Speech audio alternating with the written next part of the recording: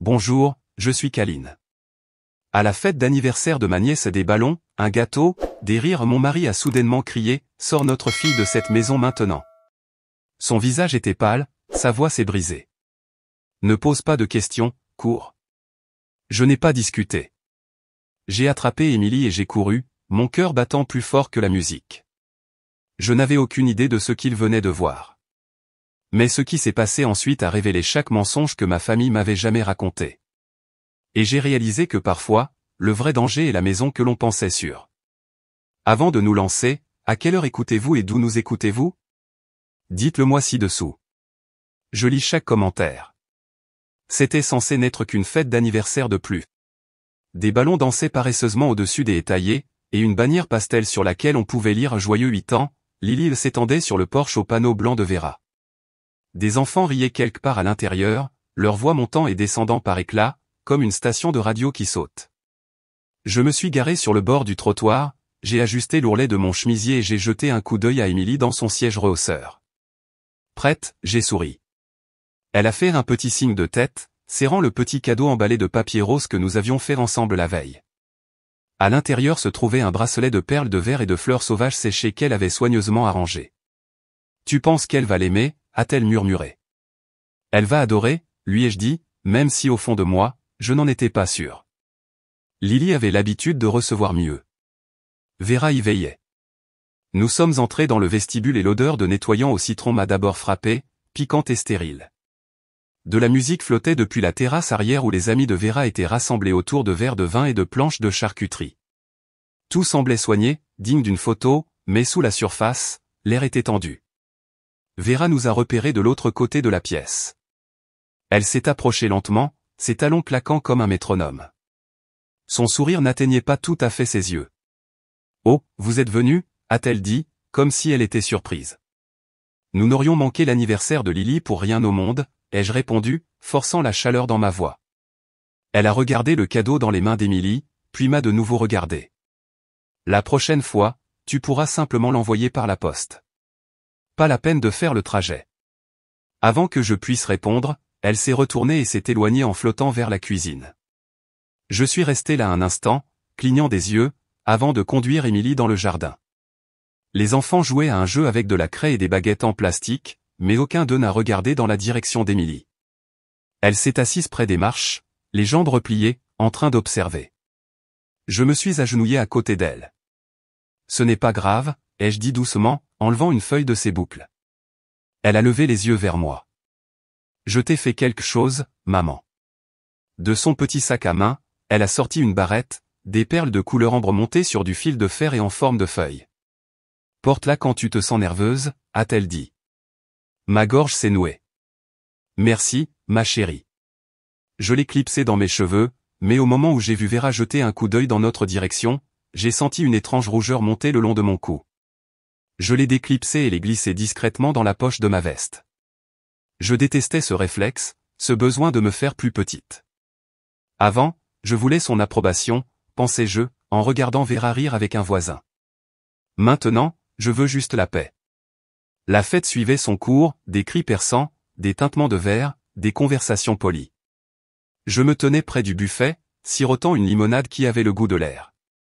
C'est à ce moment-là que mon téléphone a vibré dans ma poche. Marcus. J'ai décroché en disant doucement « Salut ».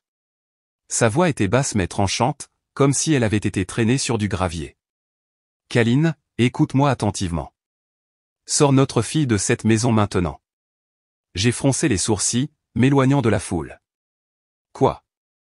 De quoi tu parles? On vient juste d'arriver. Ne pose pas de questions. Ne réfléchis pas, prends juste Émilie et pars tout de suite. Mon cœur a raté un battement. Marcus, tu me fais peur. Je suis très sérieux. Je t'expliquerai tout, mais s'il te plaît, fais-le. Cours. Mes mains sont devenues froides. J'ai regardé de l'autre côté du jardin, j'ai vu Émilie, toujours assise seule, traçant un tourbillon sur la terrasse avec son doigt. Sans un mot, j'ai traversé le jardin, je l'ai soulevée dans mes bras et j'ai murmuré « On rentre à la maison, ma puce ». Elle n'a pas résisté. J'ai senti des yeux sur moi, peut-être ceux de Vera, peut-être ceux de personne, mais je m'en fichais. Nous étions déjà à mi-chemin de la voiture quand j'ai entendu Lily appeler Émilie. « Et, où est-ce que tu vas ?» J'ai attaché Émilie rapidement. Mes mains tremblaient alors que je me glissais sur le siège conducteur. J'ai fait marche arrière trop vite, les pneus heurtant le bord du trottoir. Émilie m'a regardé avec de grands yeux. Est-ce que j'ai fait quelque chose de mal? Non, ma chérie. Pas du tout. J'ai essayé de sourire, mais ma voix s'est brisée. Papa veut juste vraiment qu'on rentre à la maison. Le soleil avait commencé à descendre, projetant de longues ombres sur la route pendant que je conduisais. Le silence dans la voiture était épais, rompu seulement par le balancement rythmé des essuie-glaces, bien qu'il n'y ait pas de pluie. Puis je l'ai vu. 5 appels manqués de Marcus. Un message vocal. Je me suis garé sur le côté. Émilie était assise tranquillement, serrant son petit sac à main rose avec des doigts qui ne me semblaient pas tout à fait être les miens. J'ai appuyé sur le message vocal. La voix de Marcus est parvenue, légèrement déformée, mais incontestablement remplie de quelque chose que je n'avais jamais entendu de sa part auparavant. Pas de la panique, pas de l'urgence. De la terreur. Le message s'est lancé avant que j'aie eu le temps de respirer. La voix de Marcus a rempli la voiture basse, tremblante, et plus sérieuse que je ne l'avais jamais entendue. Kaline, ne panique pas. Mais cette maison, elle n'est pas sûre. Je viens de recevoir un appel de quelqu'un qui travaillait pour Vera. Elle a vu quelque chose dans le grenier.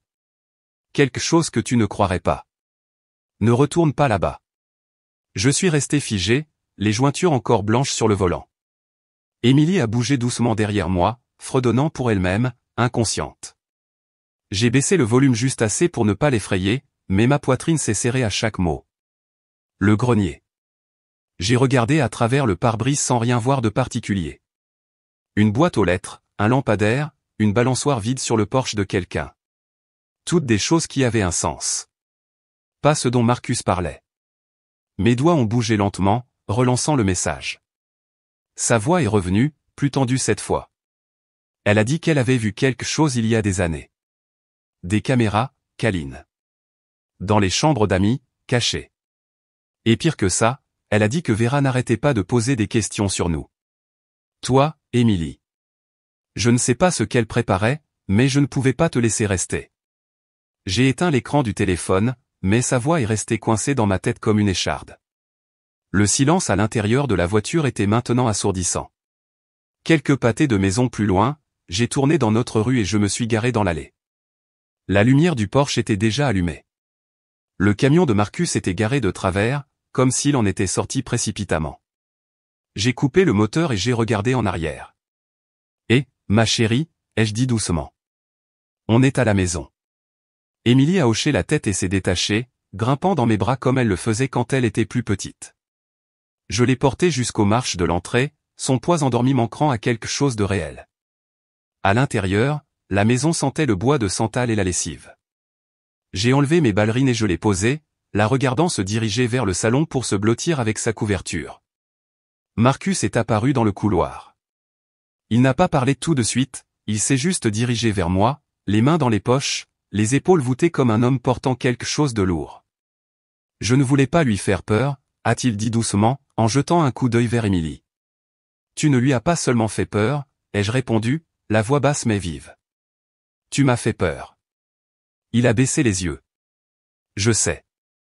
Je n'ai pas eu le temps de t'expliquer. Je suis passé devant lui en direction de la cuisine, j'ai allumé la bouilloire par instinct. J'avais besoin du son. Quelque chose d'ordinaire, quelque chose qui avait un sens. Alors, explique-moi maintenant. Il a expiré, se frottant le front. Une femme m'a appelé aujourd'hui. Cynthia. Tu te souviens de cette nounou que Vera a engagée pendant quelques mois quand Lily était bébé? J'ai cligné des yeux. Celle dont Vera a dit qu'elle était devenue trop familière? Oui, c'est elle. Elle a dit qu'elle nettoyait les chambres d'amis. Un jour, elle époussetait la bibliothèque dans la chambre du fond et quelque chose lui a semblé bizarre. Elle s'est penchée plus près et a trouvé une minuscule lentille noire cachée derrière une figurine en porcelaine. Elle a dit qu'il y en avait d'autres sous le miroir, près du luminaire. Pas une seule caméra, plusieurs. Je n'ai pas bougé. Mon souffle était coupé. Marcus a continué, la voix basse. Cynthia a dit qu'elle n'a rien dit à personne à l'époque parce que Vera l'a renvoyée cette semaine-là, mais elle en a vu assez. Assez pour se rendre compte que Vera enregistrait les gens qui séjournaient là. Et elle s'est souvenue que toi et Emily aviez été dans cette chambre. Je me suis agrippé au bord du comptoir. Il a vu le changement sur mon visage. Il y a plus. Bien sûr qu'il y en a, ai-je murmuré. Elle a dit que Vera posait des questions sur nos finances, ton horaire de travail, où Emily allait à l'école. Elle faisait ça l'air de rien, mais ce n'était pas le cas. C'était obsessionnel. Une étrange pression est montée dans ma poitrine, comme si mes côtes se refermaient. Alors, elle nous surveillait. Marcus n'a pas répondu. Il n'en avait pas besoin. Et soudain, tant de petits moments me sont revenus en mémoire. Ce dîner de Thanksgiving où Vera n'a pas laissé Emily monter à l'étage pour utiliser la salle de bain. Elle avait dit, elle est en panne. Juste comme ça. Sec, froid, définitif. Je n'y avais plus pensé depuis. Mais maintenant je me souvenais comment le visage de Vera s'était figé une seconde quand Emily avait commencé à monter les escaliers. Comment elle s'était placée devant elle et avait dit, utilise celle d'en bas. Elle est plus propre. Et la façon dont elle me faisait toujours des cadeaux pour la cuisine, des planches à découper, des torchons, jamais rien de personnel, comme si elle voulait me garder là où elle pouvait me voir. J'ai fouillé dans la poche de mon manteau et j'ai sorti la barrette qu'Emily avait faite, la feuille de couleur ambre. Sans réfléchir, je l'ai de nouveau épinglée dans mes cheveux. Marcus m'a regardé. Elle ne sait pas que nous savons. J'ai hoché la tête. Elle le saura. Il a fait un pas de plus. Kaline, nous ne savons pas exactement ce qu'elle faisait. Mais Cynthia a dit qu'elle avait vu des dossiers, des classeurs avec des noms. Il pourrait y en avoir plus. Je n'ai pas répondu tout de suite. J'ai marché lentement jusqu'au salon, je me suis assise à côté d'Emily et j'ai mis une couverture sur ses épaules. Ses yeux se sont ouverts une seconde. Est-ce que j'ai fait quelque chose de mal, maman? Je l'ai embrassée sur le front. Non, ma chérie, tu as été parfaite. Et puis j'ai regardé vers la fenêtre, vers l'obscurité, et pour la première fois de ma vie, j'ai eu peur de ma propre sœur. Je n'ai pas dormi. Le léger bip du babyphone dans mon sac à main était passé d'un bruit de fond à quelque chose que je ne pouvais plus cesser d'entendre, même quand il était éteint. J'étais assise à la table de la cuisine, une tasse de thé tiède devant moi, intacte. La lumière du matin filtrait à travers les stores en rayures, effleurant le dessin au crayon qu'Emily avait laissé sur la table. Un carré, un point rouge clignotant. Et moi. Je me suis frotté le front et j'ai ouvert le moniteur juste pour le regarder à nouveau. Le minuscule écran clignotait, toujours allumé, toujours en train d'enregistrer, apparemment. Je l'avais oublié dans mon sac après avoir quitté la maison de Vera hier, mais le fait qu'il soit encore sous tension, cela me serrait la poitrine. Cette caméra avait surveillé toute la nuit. Pas Emily, pas notre maison, juste l'obscurité. De l'autre côté de la pièce, Marcus est entré silencieusement, les cheveux encore humides de la douche, tenant 2 tranches de pain grillé. « Ça va ?» a-t-il demandé, en posant une devant moi. J'ai hoché la tête, mais la vérité me pesait sur l'estomac. Son message vocal résonnait encore dans ma tête. Cette maison, elle n'est pas sûre. Que voulait-il dire? Quelqu'un a vu quelque chose dans le grenier, ai-je marmonné pour moi-même, en fixant mon ordinateur portable. L'écran brillait doucement alors que je tapais recherche après recherche. Loi sur la surveillance à domicile en Californie. Caméra cachée dans les maisons privées. Est-il illégal de filmer des invités sans leur consentement? Les réponses étaient un fouillis de zones grises juridiques. Apparemment, si vous êtes le propriétaire et que c'est votre propriété, c'est légal tant que les zones ne sont pas considérées comme privées. Les chambres à coucher étaient délicates. Les salles de bain étaient plus claires. Les chambres d'amis? Cela dépendait. Elle n'a enfreint aucune loi, ai-je murmuré, en clignant fort des yeux. Juste la confiance. Juste la décence humaine de base. Marcus s'est assis en face de moi, me regardant silencieusement. Il n'a pas interrompu quand j'ai fermé l'ordinateur portable et ramassé le dessin d'Emily. C'était assez innocent en surface, juste un miroir au-dessus d'une commode mais au centre, dessiné au crayon rouge vif, il y avait un seul cercle. L'œil. Soudain, j'étais de retour là-bas. Hier après-midi, le gâteau était un chiffon au citron, le préféré de Vera. Il y avait une foule dans la salle à manger qui applaudissait, qui riait. Émilie s'était éclipsée pour aller à la salle de bain à l'étage, et quand elle est revenue, elle a tiré sur ma main. « Maman » avait-elle murmuré. « Il y a une caméra derrière le miroir. » Je lui avais souri. Ma puce, c'était peut-être juste une lumière. Elle avait secoué la tête, sérieuse. Non, ça clignotait en rouge. Et comme une idiote, j'avais balayé ça d'un revers de main. Maintenant, je regardais à nouveau son dessin. Le miroir. L'œil. Ma gorge s'est asséchée. « Marcus » ai-je dit soudainement. « Tu te souviens de ce miroir au-dessus de la table du gâteau ?» Il a levé les yeux. « Oui. » « Pourquoi ? » « Tu as dit que Vera a demandé à Émilie de souffler les bougies 2 fois. » Il a froncé les sourcils. « Oui. » Elle a dit que la première était floue. Elle voulait une meilleure photo. J'ai fermé les yeux, reconstituant le puzzle. Elle ne prenait pas une meilleure photo. Elle ajustait l'angle. Il s'est penché, les yeux plissés. « Tu penses qu'elle enregistrait ça ? Tout le monde ? » Pas seulement tout le monde, je me suis levé, faisant les 100 pas maintenant. Peut-être juste nous. Nous sommes tous les deux restés silencieux. Puis il a dit, d'une voix basse et hésitante, ce miroir avait une vue dégagée sur la chambre d'amis au bout du couloir. Cela m'a frappé comme une brique. Cette chambre. Celle où Vera insistait toujours pour que nous restions quand nous rendions visite. Celle avec le vase décoratif qui ne bougeait jamais. Celle où Émilie a dit une fois qu'elle avait vu une petite lumière rouge clignoter près de la lampe. Je me suis rassise, m'agrippant au bord de la table. Si elle nous a enregistré tout ce temps. Marcus a tendu la main sur la table et a pris la mienne. La sienne était chaude. La mienne tremblait. J'ai reçu un message de Cynthia, a-t-il dit doucement, l'ancienne nounou. Elle a dit que Vera posait des questions sur nos finances, sur ton travail, l'école d'Émilie. Elle constitue un dossier, ai-je murmuré. Il n'a pas discuté. J'ai de nouveau baissé les yeux sur le dessin d'Émilie. Et soudain, j'ai entendu la voix de mon père, claire, calme, la façon dont il parlait quand il essayait de me prévenir sans m'effrayer. Ceux qui sourient le plus fort cachent souvent les couteaux les plus aiguisés.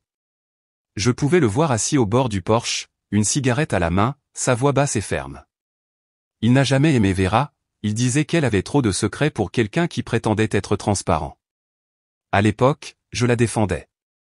Maintenant, j'ai pressé le dessin contre ma poitrine et j'ai fermé les yeux. « Papa » ai-je murmuré, « pourquoi ne t'ai-je pas écouté ?» Marcus s'est levé et est venu à mes côtés, ses bras enroulés autour de mes épaules, ferme et rassurant, mais rien ne pouvait arrêter le tourbillon dans ma tête. « Câline » a-t-il dit doucement. « Quoi que ce soit, nous allons trouver une solution. » Mais je n'en étais pas sûr. Je ne me sentais plus comme une femme qui avait le contrôle. Je me sentais juste observé. Et puis, du bout du couloir, Émilie a appelé. Elle est entrée en trottinant, se frottant les yeux, serrant son lapin en peluche. « Maman » a-t-elle dit doucement. Tante Vera m'a dit quelque chose de bizarre. Je me suis tourné vers elle doucement. « Qu'est-ce qu'elle a dit, ma chérie ?» Émilie a penché la tête. Elle a dit que tu étais malade, et que je pourrais l'attraper. Je me suis figé. Je n'ai pas parlé tout de suite. Mon souffle s'est bloqué dans ma poitrine alors que je m'accroupissais devant Émilie, essayant de ne pas laisser la peur dans mes yeux se déverser dans ma voix. Mais il était trop tard. Elle me regardait déjà comme un enfant pourrait regarder un étranger dans sa propre maison, curieuse, confuse, et juste un peu méfiante. « Émilie » ai-je dit doucement, en écartant une boucle de son front. Qu'est-ce que tante Vera voulait dire quand elle a dit que j'étais malade? Elle a penché la tête, ses petits doigts tordant le bord de son haut de pyjama. Elle a dit que tu agis bizarrement parfois, que tu ne veux pas que les gens sachent ce que tu as fait, et que si je restais trop près, je pourrais attraper la même chose. Les mots ont frappé comme du gravier dans ma gorge. J'ai cligné des yeux, espérant avoir mal entendu, mais Émilie m'a juste regardé, imperturbable, comme si elle récitait simplement quelque chose d'un livre de contes. Et est-ce qu'elle a dit ça hier, ai-je demandé, en avalant ma salive malgré la soudaine oppression dans ma poitrine. Émilie a hoché la tête lentement. Dans la voiture, quand tu parlais à Monsieur Jim et que j'étais sur la banquette arrière avec elle, elle l'a chuchoté. Elle a dit de ne pas te le dire parce que ça pourrait empirer. Je me suis levé trop vite et j'ai dû m'agripper au bord du comptoir de la cuisine pour me stabiliser. Émilie s'était déjà retournée vers son dessin, quelque chose de coloré et d'innocent, rempli de nuages et de bonshommes allumettes. Mais mon monde a basculé. Je suis allé à la salle de bain et j'ai fermé la porte. Je ne l'ai pas claquée. Je ne l'ai même pas verrouillée. Je me suis juste laissé tomber sur le sol carrelé et j'ai pressé mes paumes contre mon visage. Je me souvenais de tout trop clairement. Il y a 3 ans, le postpartum m'avait frappé comme un raz-de-marée. Je n'avais pas dormi depuis 5 nuits. Mon corps me faisait mal. Mon esprit bourdonnait. J'ai demandé de l'aide une seule fois. Vera est venue avec du thé et un sourire figé. Et après s'être assise à côté de moi, elle s'est penchée et a murmuré, « Si les gens savaient ce qu'il y a vraiment dans ta tête, ils t'enlèveraient ce bébé. » Ce n'était pas de l'inquiétude. C'était un avertissement. J'ai regardé autour de moi maintenant, cherchant quelque chose pour m'ancrer, et mes yeux se sont posés sur un pain de savon à la lavande posé dans le coin de la baignoire. C'était le même genre que mon père fabriquait dans son garage quand j'étais petite. Le jour de la naissance d'Émilie, il m'en avait apporté tout un panier, enveloppé dans du lin, attaché avec une note qui disait « Pour la paix, pour le souffle, pour quand le monde est trop bruyant ». Je l'ai pris maintenant, je l'ai porté à mon nez. Mais l'odeur n'était plus apaisante. Elle sentait le souvenir qui a tourné, comme quelque chose de beau que quelqu'un d'autre avait ruiné. Un coup à la porte de la salle de bain m'a ramené à la réalité. « Câline ?» La voix de Marcus était douce. « Ça va ?» Je n'ai pas répondu. Pas tout de suite. Il a attendu, puis a dit, « Il y a quelque chose que je pense que tu devrais savoir. » J'ai ouvert la porte.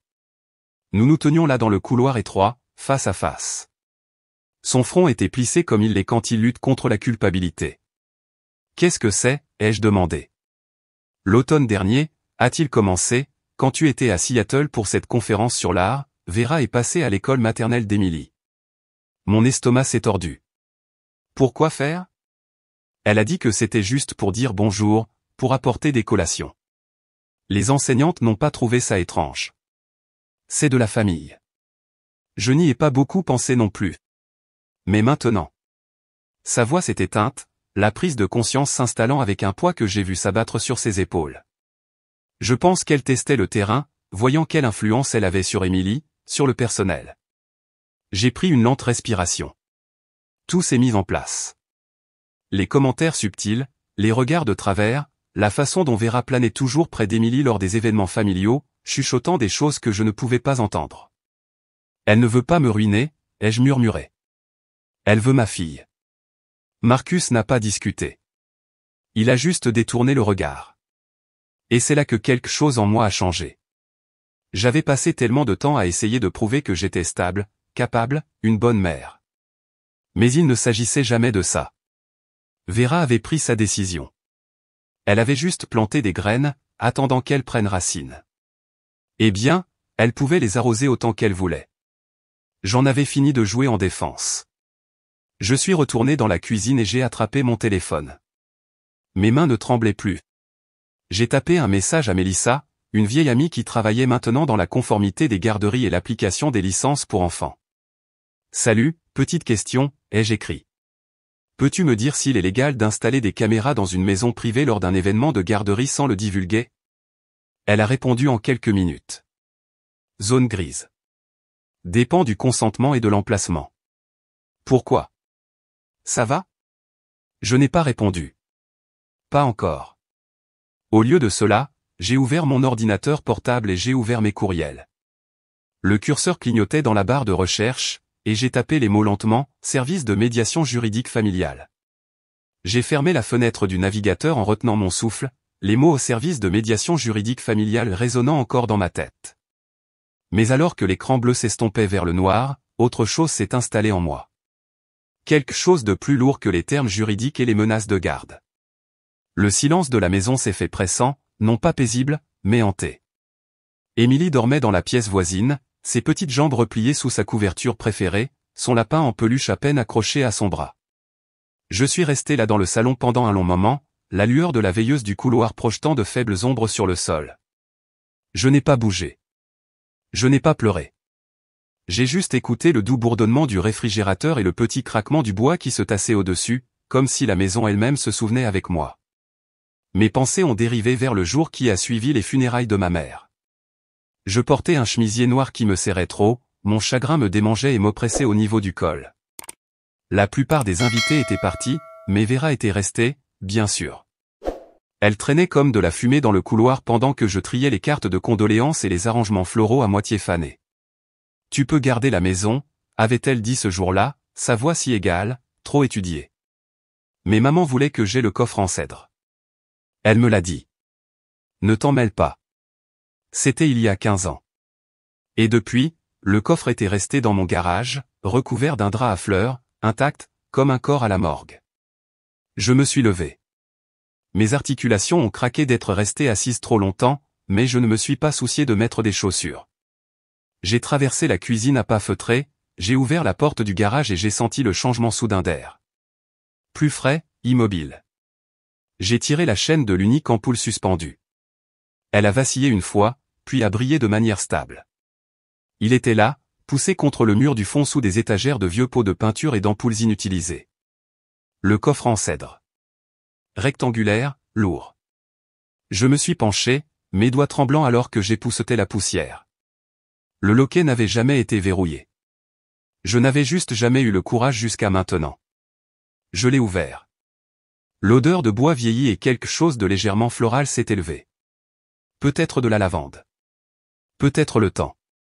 À l'intérieur, il y avait les choses habituelles. Des couvertures de bébé pliées, le vieux châle de maman, un corsage pressé du bal de fin d'études de Vera. Mes mains se sont déplacées avec précaution, avec révérence, jusqu'à ce que je le trouve. Un petit journal relié en cuir, usé sur les bords, les coins adoucis par des années à être retournés en secret. Je l'ai ouvert. L'écriture était indubitable. Les lettres en boucle de ma mère, des lignes nettes. Elle écrivait toujours comme si quelqu'un pouvait la noter. Je m'inquiète pour Vera, commençait une entrée. Il y a une obscurité en elle. Elle regarde Kaline quand elle pense que personne ne regarde. Je l'ai vu sur son visage, quelque chose de froid. Je l'ai relu 3 fois. Les mots n'avaient pas de sens. Ou peut-être qu'ils en avaient trop. Mon cœur battait dans ma gorge. J'ai tourné les pages. J'ai dit à Vera qu'elle n'aurait pas dû blâmer Kaline pour ce qui s'est passé dans la salle de classe. Ce n'était pas de sa faute. Mais Vera a insisté, a dit qu'elle l'avait vu le faire. Je ne voulais pas la croire. Mais Vera est si calme, si articulée. Kaline pleure quand elle est contrariée. Vera jamais. Le sol sous moi aurait pu se fissurer. Je me souvenais de ce jour. J'avais 10 ans. Une vitre avait été brisée pendant le cours d'art. Le professeur m'avait accusé. J'ai essayé d'expliquer, mais personne n'a écouté, pas même ma mère. Ce jour est devenu le début de quelque chose que je ne pouvais jamais nommer. Une lente distillation de doute qui a façonné chaque interaction par la suite. Et maintenant je savais pourquoi. Vera avait fait de moi l'instable à l'époque, tout comme elle essayait de le faire maintenant. J'ai serré le journal contre ma poitrine. Mon corps a commencé à trembler, non pas de peur, mais de la lente et bouillonnante prise de conscience que j'avais vécue sous un récit que je n'avais jamais écrit. Un que Vera avait planté. Même ma propre mère l'avait laissé prendre racine. J'ai pressé le livre contre mon front et je suis resté assise là, les jambes croisées sur le sol froid en ciment. Je ne pleurais pas, mais c'était comme si quelque chose à l'intérieur de moi s'était fracturé. Comme si une partie de moi avait attendu ce moment, la preuve que je n'avais pas imaginé tout cela pendant toutes ces années. Elle m'avait manipulé depuis que nous étions enfants. J'ai pris une profonde inspiration tremblante et je me suis levé lentement, les genoux raides. J'ai ramené le journal à l'intérieur, en faisant attention de ne pas réveiller Émilie en passant devant sa chambre. Dans ma chambre, je me suis assise au bord du lit, j'ai allumé la petite lampe de bureau et j'ai de nouveau fixé la page. Elle regarde Kaline. J'avais pensé que j'étais faible. J'avais pensé que peut-être Vera avait raison et que je réagissais de manière excessive, que j'étais sensible, dramatique. Mais la vérité n'était pas que j'étais tombé dans ces pièges. C'est qu'elle les avait construits pour moi. Et puis elle s'était reculée et avait souri quand j'avais trébuché. La trahison brûlait plus fort que la colère. Elle est devenue autre chose. De la détermination. Mais en dessous, la culpabilité léchait les bords. Et si je le disais au monde? Et si je la démasquais? Les retombées seraient nucléaires. Ma famille, déjà en lambeaux, ne me parlerait peut-être plus jamais. Et pourtant, si je ne disais rien, combien de temps avant qu'Émilie me voie comme tout le monde, instable, dangereuse, inapte? C'était le vrai jeu de Vera. Pas seulement me ternir, mais prendre Émilie. Pas physiquement, pas avec des papiers de garde, mais avec des chuchotements, avec des peurs plantées, avec des histoires racontées derrière des portes closes et des sourires qui n'atteignaient jamais les yeux. J'ai sorti un bloc-notes. Mon écriture tremblait alors que je griffonnais quelques lignes, puis je me suis arrêté. Je ne savais pas comment terminer. Finalement, j'ai plié le papier soigneusement et je l'ai glissé dans le journal. Sur le devant, j'ai écrit en lettres claires, s'il m'arrive quelque chose, donnez ceci à Émilie quand elle aura 18 ans. J'ai glissé le livre au fond de mon placard derrière une boîte de pulls d'hiver, puis je me suis de nouveau assise sur le bord du lit, ne regardant rien. Quelque part dans l'obscurité à l'extérieur, une voiture est passée, les phares balayant brièvement le mur. J'ai à peine cligné des yeux. Je n'avais pas l'intention d'aller à ce brunch familial, mais quand Vera a envoyé ce message de groupe me qualifiant d'émotionnellement instable, quelque chose en moi s'est brisé. Je n'avais pas prévu d'y aller, loin de là. Mais au moment où j'ai vu le message de groupe de Vera, je veux juste que tout le monde se sente en sécurité. Gardons le brunch paisible. Certaines personnes sont juste émotionnellement instables ces derniers temps et quelque chose à l'intérieur de moi s'est complètement brisé. Ce n'était pas de la rage. C'était le clic lent et délibéré d'une serrure qui se tourne dans ma poitrine. Ce matin-là, je me suis levé avant qu'Émilie ne bouge. La maison était calme, le genre de tranquillité du dimanche qui signifiait autrefois dessins animés et céréales.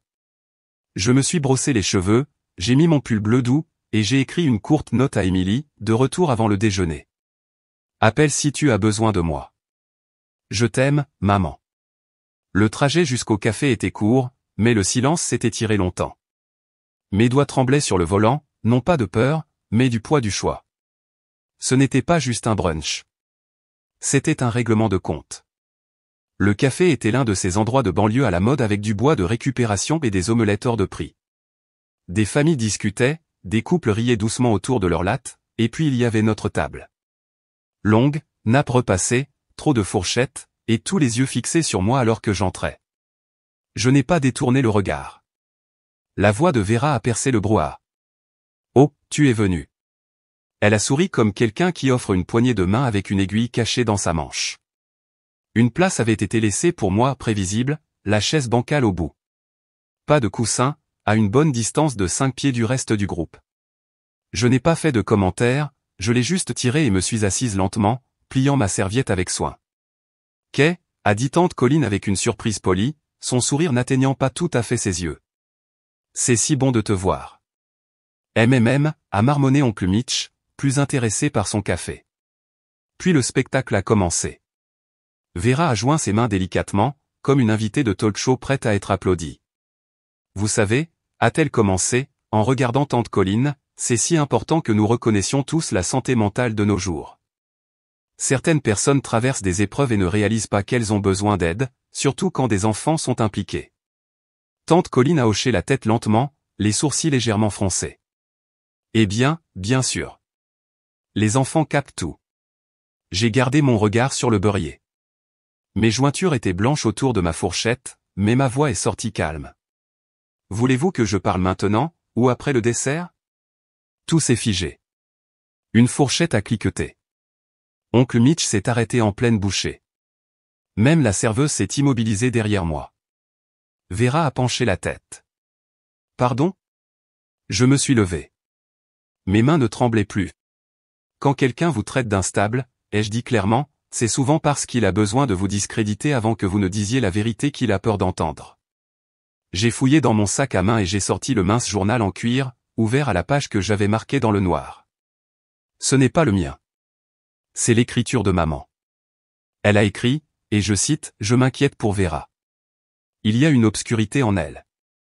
Elle regarde câline quand elle pense que personne ne regarde. » Un hoquet de surprise. Tante Colline s'est penchée en avant. Oncle Mitch a haussé les sourcils. Quelqu'un d'une autre table a jeté un coup d'œil. Je n'ai pas arrêté. Elle a aussi écrit, ai-je dit, en tournant à l'entrée suivante, Vera dit que Câline a menti à l'école, qu'elle a crié sur un professeur.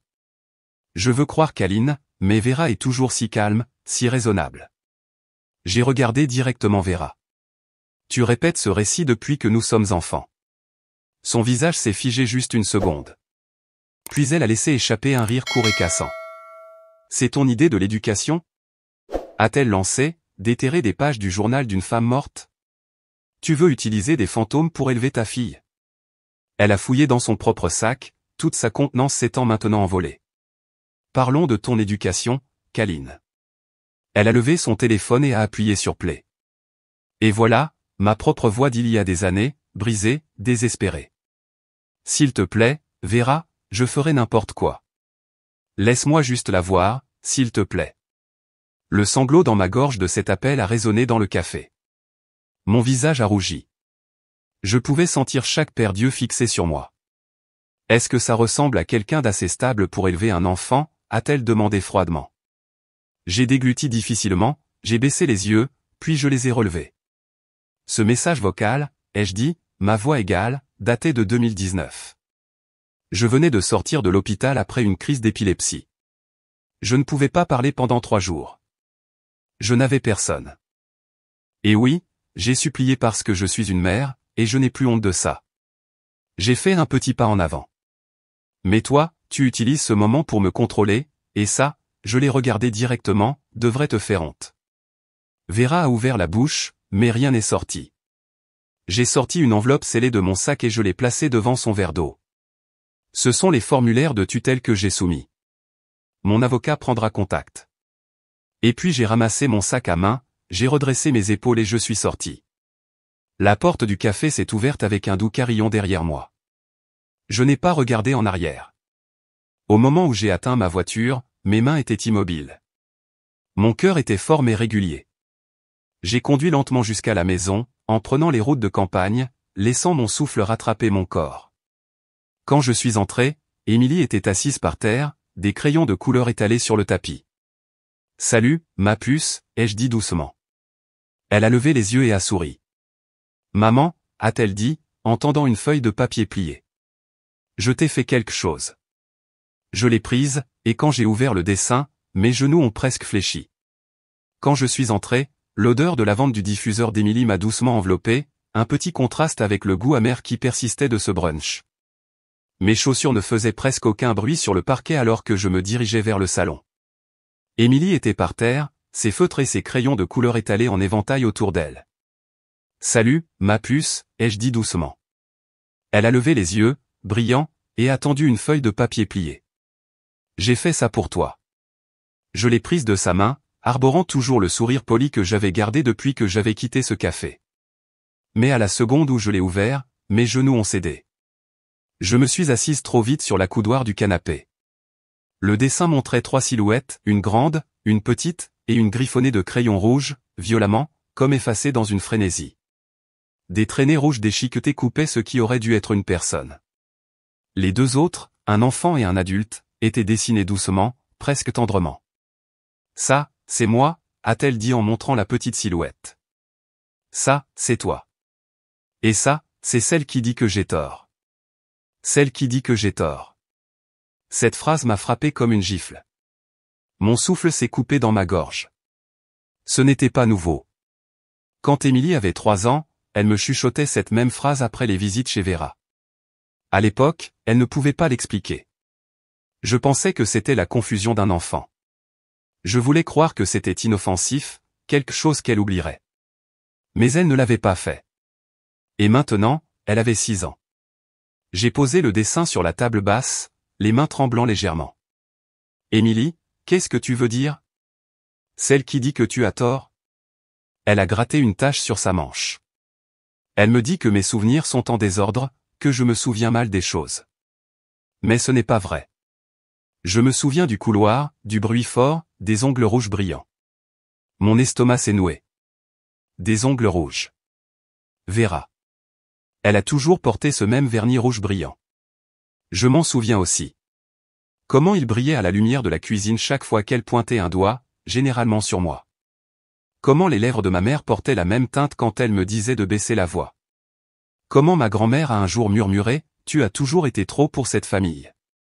Tais-toi. » Ce rouge avait toujours signifié le silence.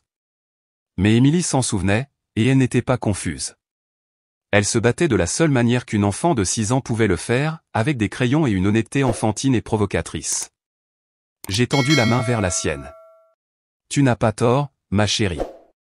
Tu te souviens très bien. Ses épaules se sont détendues alors qu'elle s'appuyait contre moi, petite, chaude et courageuse d'une manière que je ne savais pas que les enfants pouvaient être.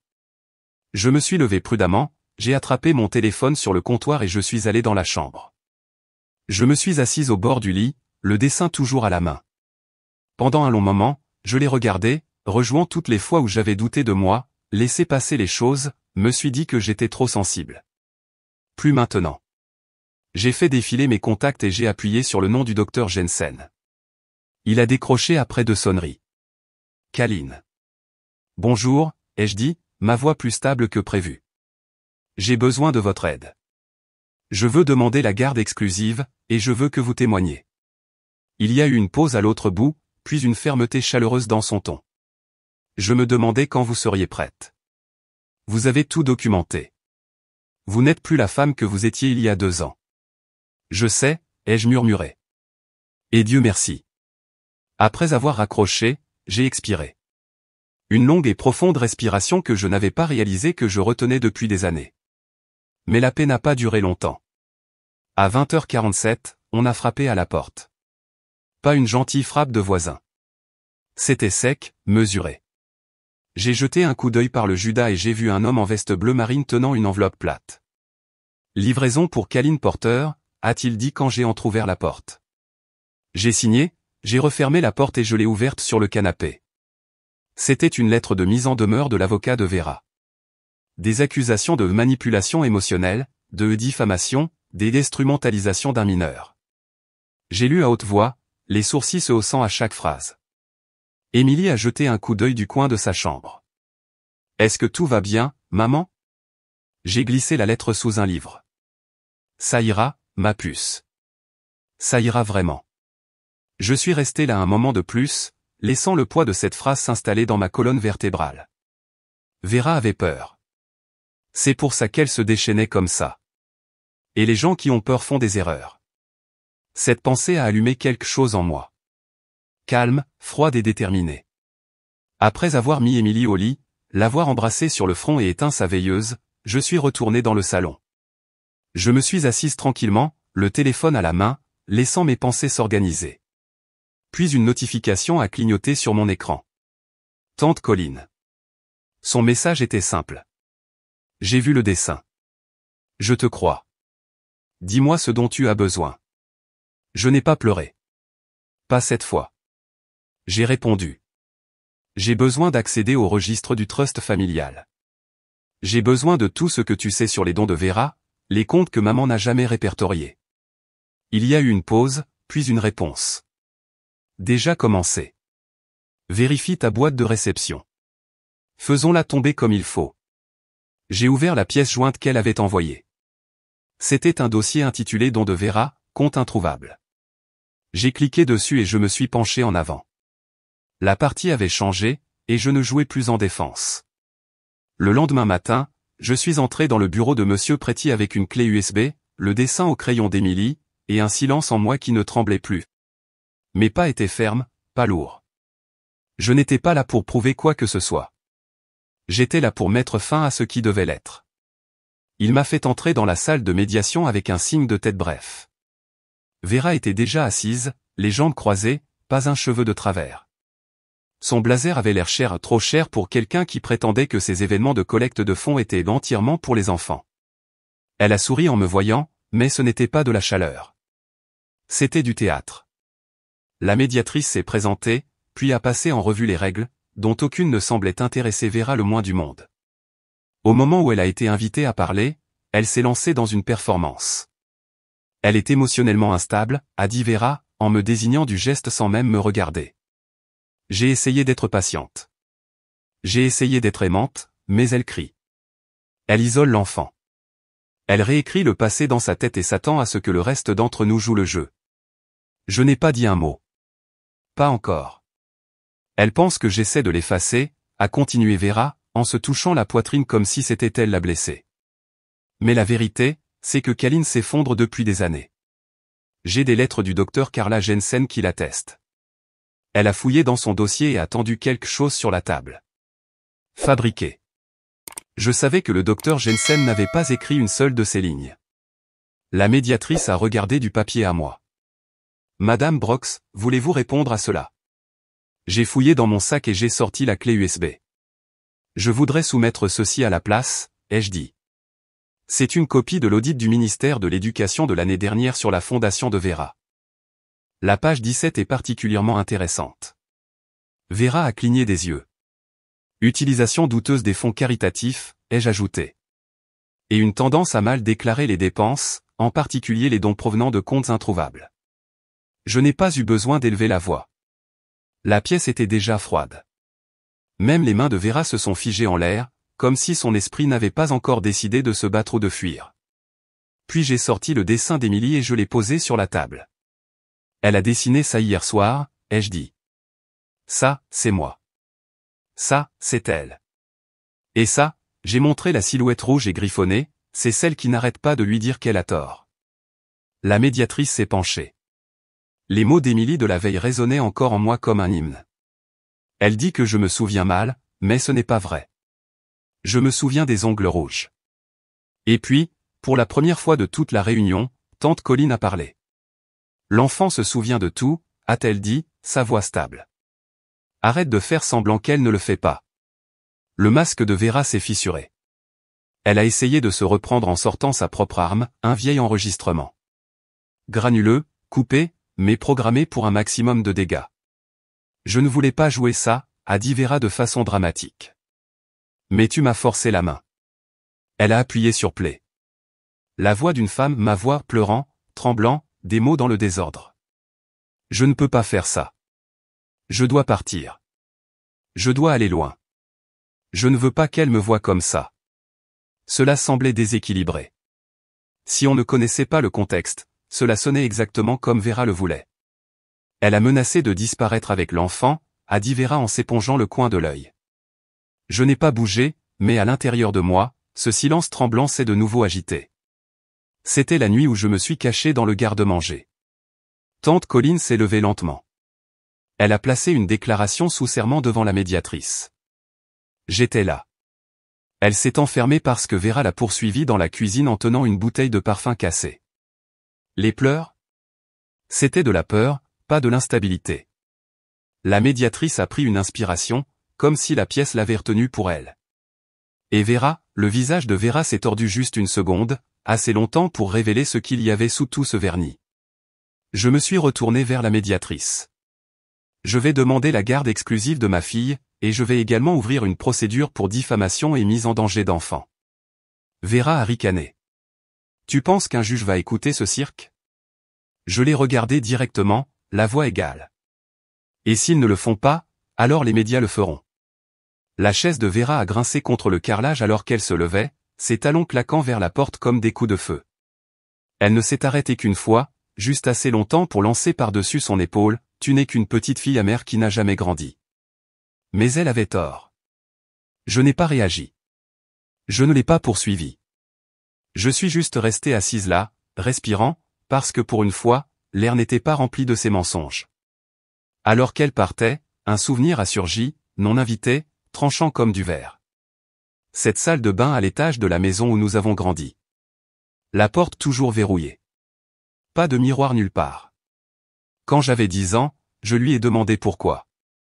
Elle a dit, parce que les miroirs sont pour les gens qui veulent se voir. Nous n'avons pas le temps pour ça. Mais maintenant, je comprenais. Il n'y avait pas de miroir parce que Vera ne supportait pas de regarder qui elle devenait. Une maison sans reflet parce qu'aucune vérité n'était jamais autorisée à rester immobile assez longtemps pour être vue. Et j'avais passé la moitié de ma vie à la traverser, pensant que c'était normal. Plus maintenant. Ce soir-là, j'ai ramené Émilie à la maison, je lui ai donné un bain chaud, je lui ai lu 2 livres au lieu d'un, et je l'ai mise au lit avec son dessin toujours à ses côtés. Je suis resté dans l'embrasure de la porte et j'ai murmuré, « Tu te souviens bien, ma chérie. Tu l'as toujours fait. » Puis j'ai pris mon téléphone, j'ai appelé Monsieur Préti et j'ai dit seulement 6 mots. Avançons la date du procès.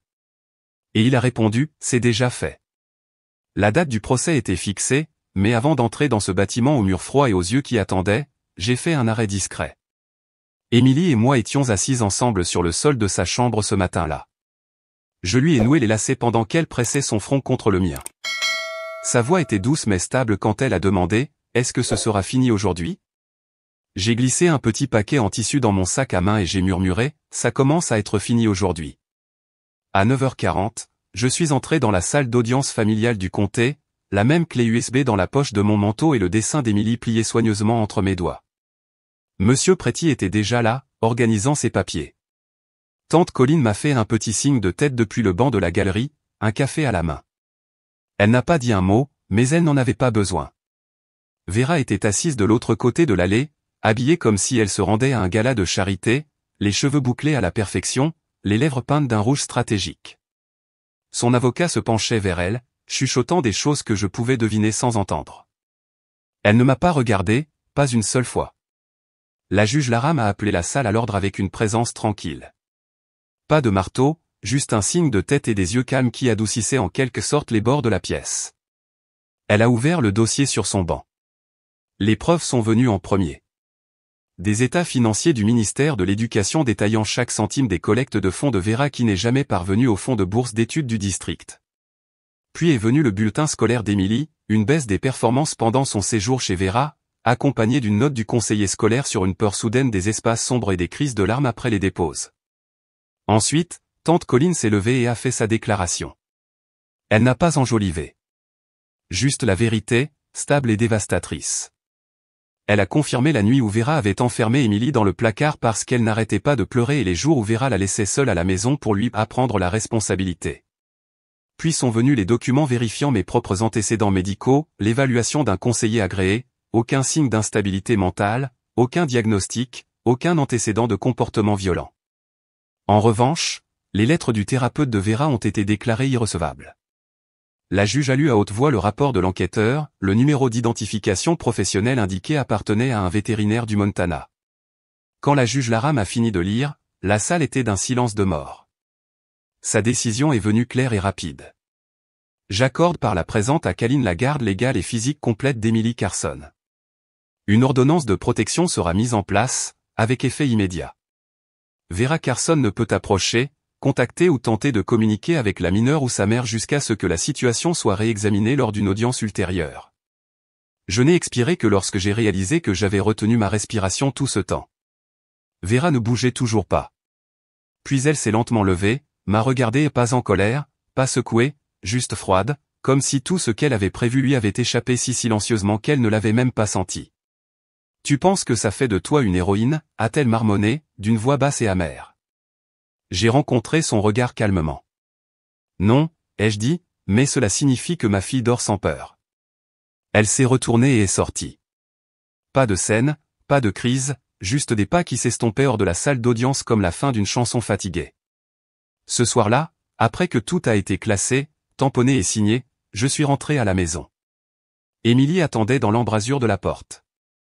À la seconde où elle m'a vu, elle a couru, les bras serrés autour de ma taille, ses petites mains agrippées à l'arrière de ma veste comme si elle lâchait, je disparaîtrais. Je l'ai conduite dans sa chambre et je me suis assise sur le tapis que nous avions choisi ensemble. De mon sac à main, j'ai sorti la vieille poupée délavée. Je l'avais lavée, recousu l'oreille déchirée et remplacé l'œil bouton manquant. Les mains d'Émilie ont tremblé quand je la lui ai tendue. Elle sent comme toi, a-t-elle murmuré. Elle n'est pas parfaite, ai-je souri, mais elle est rentrée à la maison. Émilie a serré la poupée contre sa poitrine comme si c'était quelque chose de sacré, quelque chose de vivant. Les jours ont passé, et un après-midi tranquille, nous sommes allés au parc près du lac. La brise portait le son des rires des enfants. J'ai regardé Émilie grimper, se balancer et courir comme si le monde s'était enfin souvenu de lui laisser de l'espace. Tante Colline était assise à côté de moi sur le banc, sirotant un café dans une tasse en céramique fissurée. Nous n'avons pas parlé au début, nous sommes juste restés assises dans une sorte de paix que je n'avais pas ressentie depuis des années. Puis j'ai dit, pendant longtemps, j'ai pensé que survivre signifiait être silencieuse, garder la tête basse, ne rien remuer. Tante Colline a jeté un coup d'œil mais m'a laissé continuer. Mais je pense que la vraie force n'est pas le silence. C'est de se lever avec rien d'autre que la vérité et de dire, ça suffit, même quand votre voix tremble. Elle m'a tapoté le genou une fois, fermement. Et c'est pourquoi elle est en sécurité maintenant. Juste au moment où j'hochais la tête, mon téléphone a vibré. Un courriel est apparu de l'association locale de défense juridique des femmes. Référé par le conseiller du tribunal, disait-il. Ils m'ont offert un poste à temps partiel pour aider les mères en crise à naviguer dans le système que je venais de survivre. Je n'ai même pas eu à réfléchir. J'ai cliqué sur répondre. Oui. Ce soir-là, j'ai mis Émilie au lit. Elle a serré sa poupée dans ses bras et a murmuré quelque chose que je n'ai pas tout à fait saisi, mais cela ressemblait à « merci ». Je suis resté longtemps dans le couloir après. En la regardant dormir, j'ai pensé à la maison où j'ai grandi. Celle où les miroirs étaient rares, où la vérité était gênante. Et je me suis murmuré, certaines maisons n'ont pas de miroirs, et certaines filles grandissent pour en devenir. Avez-vous déjà dû protéger votre enfant des personnes même en qui vous aviez le plus confiance? Dites-le moi dans les commentaires. Je lis chacun d'entre eux. Ou avez-vous eu l'impression que la vérité vous coûterait tout jusqu'à ce que vous la disiez quand même? Dites-le moi dans les commentaires.